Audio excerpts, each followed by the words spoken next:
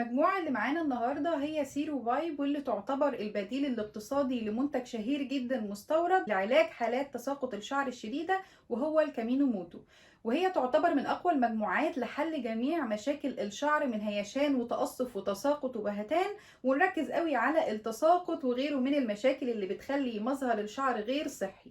وهنشوف هل هي فعلا مجموعة كويسة ممكن نعتمد عليها ولا الموضوع دعاية مش أكتر. أنا هند، دكتورة صيدلانية، ولو انتوا أول مرة تشوفوني ما تنسوش تعملوا سبسكرايب للقناة ولايك للفيديو وشير لأصحابكم وكومنت برأيكم. يلا نبدأ الفيديو. أولا، فكرة إن أبقى بستخدم مجموعة كاملة من لاين معين هي من الحاجات اللي أنا برشحها جدا بصراحة. يعني بحس إن المجموعة كعلاجية أو مغذية للشعر فهي بتكمل شغل بعضها. فكلامنا النهارده هيبقى عن مجموعة سيرو فايب اللي بتتكون من 6 منتجات لعلاج مشاكل الشعر المختلفة، منها جفاف وهيشان وتقصف وتساقط. بس خلونا نقف عند آخر مشكلتين كده نوضحهم علشان يبقى كلامنا صريح. عايزين نفهم كده ايه هو التقصف. هو بيبقى عبارة عن ان الشعرة بتتقسم من تحت او تظهر بشكل متغير في الاطراف زي الصورة اللي موجودة على الشاشة.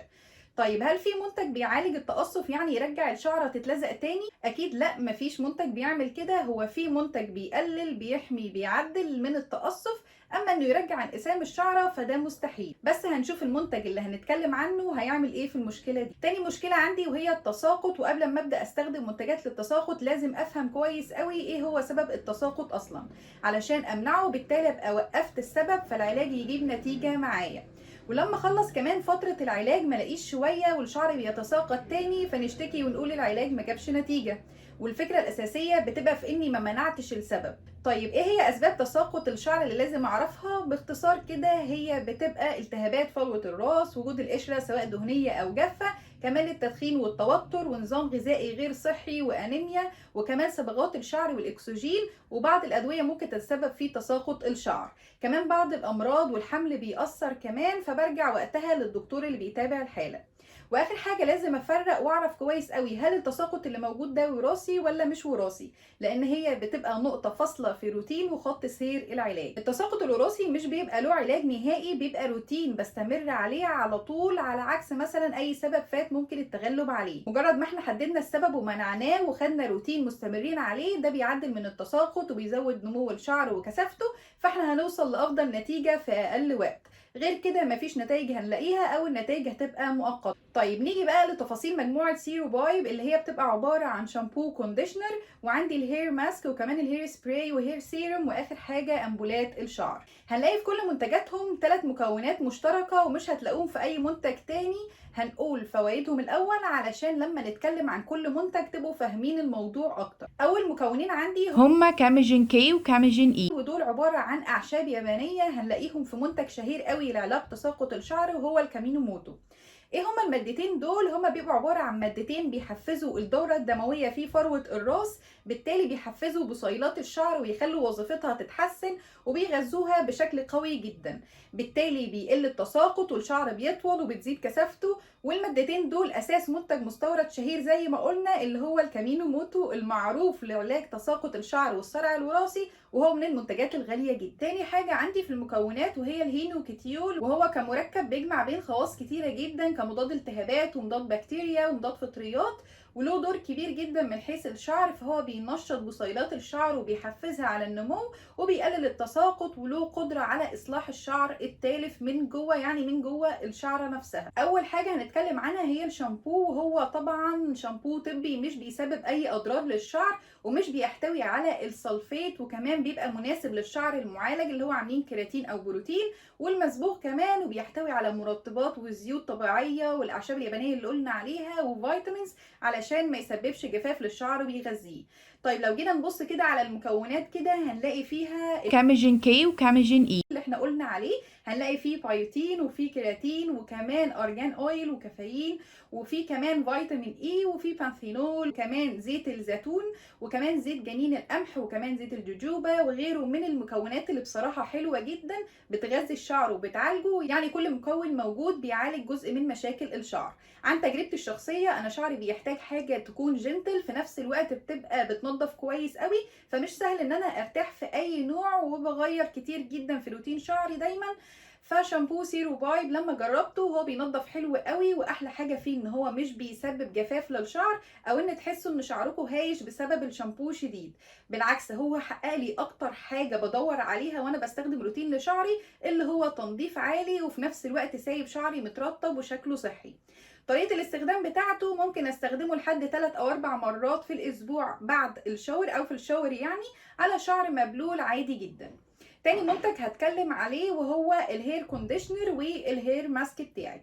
في اختلاف طبعا في التركيز، بزيادة عليه برضو مكونات تانية بتغذي وبتعالج الشعر، اهمهم زيت الخروع، وده من الحاجات المهمة قوي في تحفيز نمو الشعر. وكمان عندي الجليسرين ونبات السنتيلا ومجموعة من الاعشاب اليابانية. الهير ماسك بيبقى زيادة عليه جوز الهند مثلا، وطبعا معروف ان الهير ماسك بيبقى اتقل من الكونديشنر في كل حاجة.